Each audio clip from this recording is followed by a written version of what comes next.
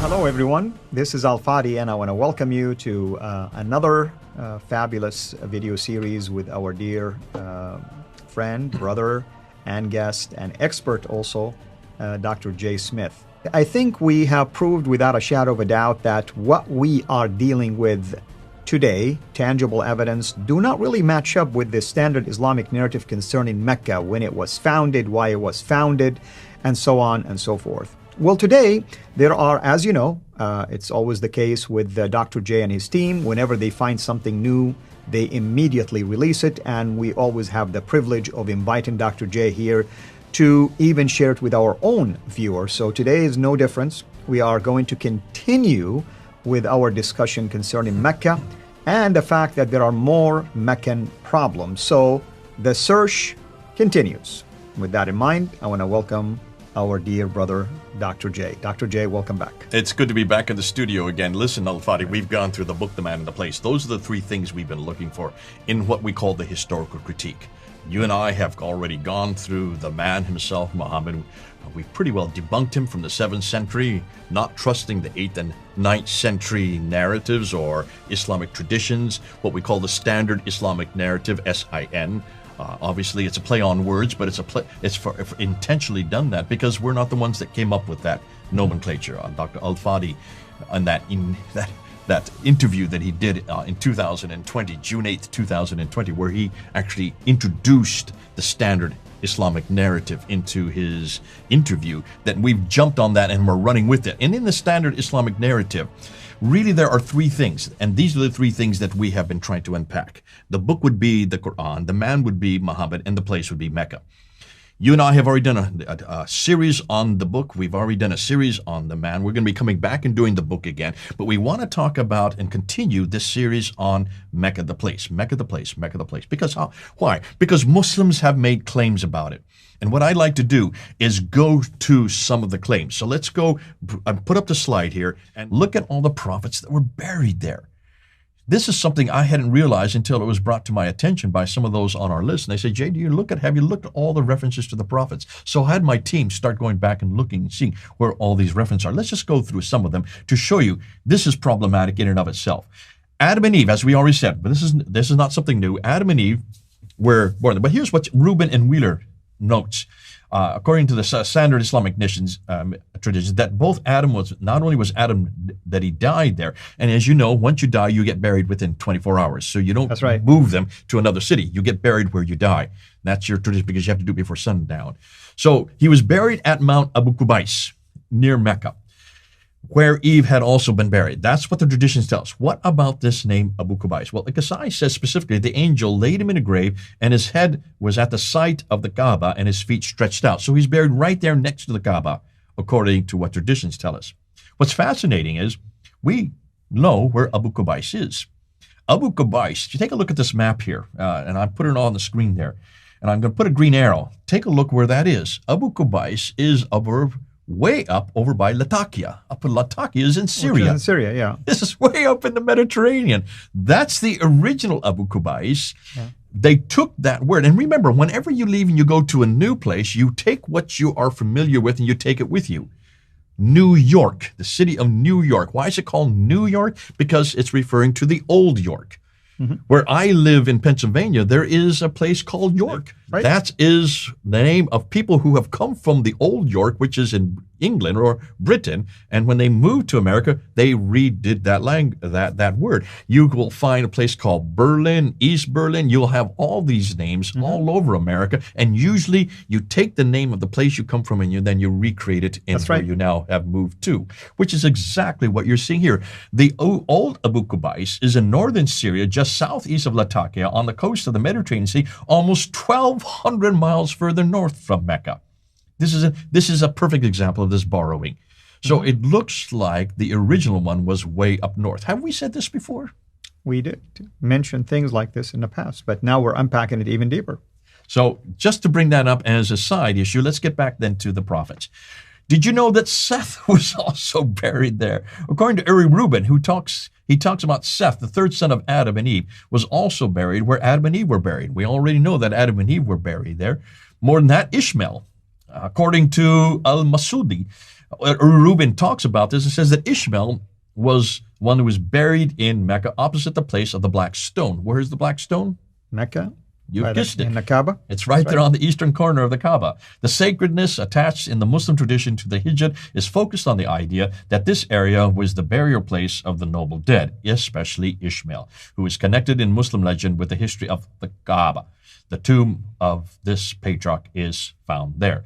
And he mentions this in his grave. But he goes on, according to Muhammad ibn Abd Allah al-Qasai, I let you say this because Whelan M. Thaxton refers to him, and he says that Noah and Adam were both buried in Mecca. So you can see the traditions are very clear that Adam's kiln was to the right of the Kaaba. God told the angels to carry it to Noah's house, which was then where the Mosque of the Kufa now stands. So this is according to Al-Kisai. I mean, every Muslim knows, or at least heard the name Al-Kisai. Just like you say Al-Bukhari, Muslim, Al-Kisai is one of those big names. So this is the standard Islamic narrative again. Right, yes. And we're going on everything I'm going to be introducing right now is from the standard Islamic narrative, just so you know that, and so everybody else who is watching knows that. Standard Islamic narrative are the Islamic tradition, and that refers to the Sirah of Ibn Hisham and Al-Waqidi. That refers also to the Hadith of Sahih Bukhari, Ibn Dawud, Tirmidhi, and the others. That also refers to the Tafsir and the Tariq of Al-Tabari, Zamakhshari, Suyuti, Baidawi. All of these are what we know as the standard Islamic narrative. These are the traditions, the Islamic traditions that begin in the 9th century, 833 with Ibn Hisham, continue with Al-Bukhari in 870 and 875, moving up onto Al-Tabari, 923 and later. So these are all 9th and 10th century. Let me repeat that. These are all 9th and 10th century traditions which are referring back to Adam and Eve, or referring back to Noah, and referring back to, in this case, Seth. In fact, let's continue on because there's more that come up. Let's go to the next one. Hud. Now, who is Hud? Well, he is the great-great-grandson of Noah. He's found in Surah 11. He also was buried there in Mecca, again according to Al-Qasai. That is part of the standard Islamic narrative. What about Saleh? Well, Saleh is, quoting Al-Tabari, says that Saleh, the grandfather of Hagar, who is the slave woman that bore Ishmael, was from Medina, but she died in Mecca. So Saleh is there in Mecca as well, according to Umar al-Ashqar. And we have an entire city engraved basically in rocks called Madain Saleh, the cities of Saleh. The city of Saleh. So he's right there. Yeah. Queen of Sheba. I didn't know this. This is a new one. Gustav Well looks and he says, according to traditions, the grave of Balkis, the Queen of Sheba, is also found there in Mecca. This is a new one to me. What is she doing way up there when she should be way down in what is today Yemen? Because that's where she is from. Yeah. Oh, nonetheless, she's also buried in Mecca. Yeah.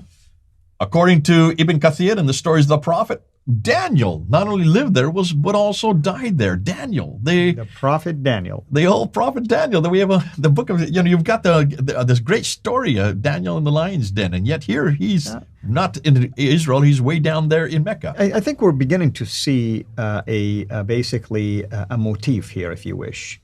There is an attempt to embellish the standard Islamic narrative by infusing all of these big names to give credibility to the standard Islamic narrative, basically to the story of Islam, to Muhammad, to Islam as a religion, to the Quran. I mean, you have big names here who are only biblical names. In fact, if you ask anyone to talk about Seth, find me a story of Seth, for instance, in the Quran. You won't find it. You have to go to the Bible to find the story about Seth. For historically, we're going to get to that. Exactly. But if you want to find out where he is in Islamic time, you've got to go to the standard Islamic narrative. And these are writings that were written later, after the time of Muhammad, after the rise of Islam, which is easy. You and I can write story right now and add more names if we want to. Why not? It gets even better than that. Take a look at the next slide. Yeah.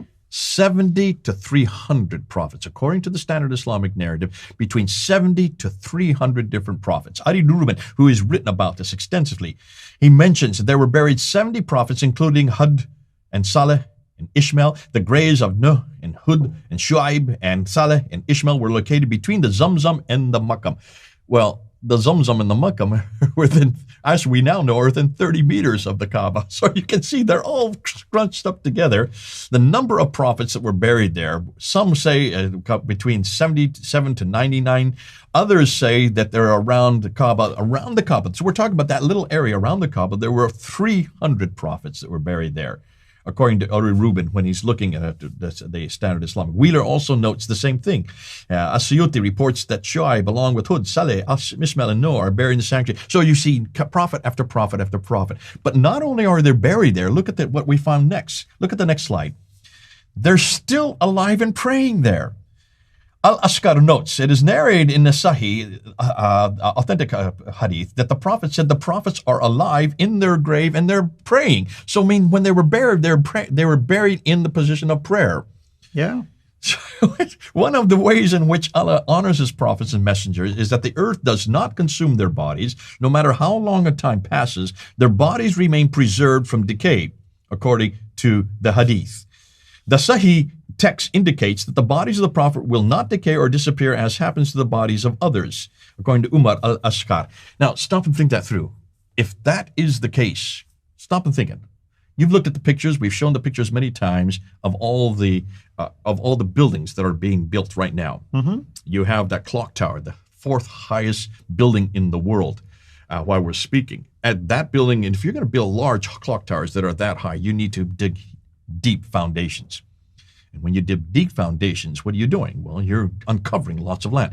And this is all around the Kaaba, where these 300 prophets are buried. When you dig foundations, don't you think they should be coming across these bodies? Absolutely. In fact, I would challenge anyone right now with the technology that we have, just use any devices that can at least show you images of what's underneath these grounds, like the grave of Muhammad. Wait a minute. These are alive. Remember what we just read? Just show us what's there. These prophets are still kneeling. They're still in a kneeling position. They're still praying. They're supposed to be alive as they're praying. Where are these prophets? Where are these bodies? Where are these bones? Yeah. It's, the more that you unpack the traditions, the more you look at the standard Islamic narrative. When Yasser Qadi says the standard Islamic narrative has holes in it, here's another huge hole. I'd like to know where these prophets are, between 70 to 300. Let's look at the next slide. Let's conclude this, and let's just go through each one of the list. Adam and Eve, Seth, Ishmael, Noah, Hud, Saleh, Queen of Sheba, Daniel, 70 to 300 that are prophets, all lived or died there in Mecca. This would mean that almost all of the Bible would have to be rewritten. We'd have to write everything about the Bible, and all of the stories be redirected 600 to 1,000 miles further south. Yet there is so much evidence for the biblical narrative historically, yet almost nothing for Islam. So where do Muslims go to get their authority for all of these stories? Can you see this is a real problem here? Absolutely.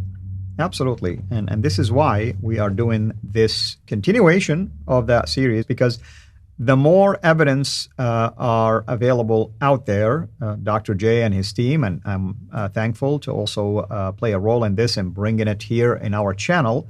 We want you, our viewers, to be aware of it immediately for one purpose, really. I mean, if you're a Muslim watching this, we're just asking you to examine the evidence. Don't get emotional. Emotions do not do anything. All we're saying is get tangible, get factual. Here are evidence. As a Muslim, by the way, you can go to Mecca, right? Non-Muslims cannot go to Mecca. You go to Mecca and you find these graves for us. In fact, be the first to do a YouTube channel and show us these images. In fact, be the first to take even devices to show us that there are actual living human beings who are praying in their graves. I mean, that will be a ground-shattering discovery, actually, for everyone. If you want to prove Islam is right, this is your opportunity to do it. So let's get real.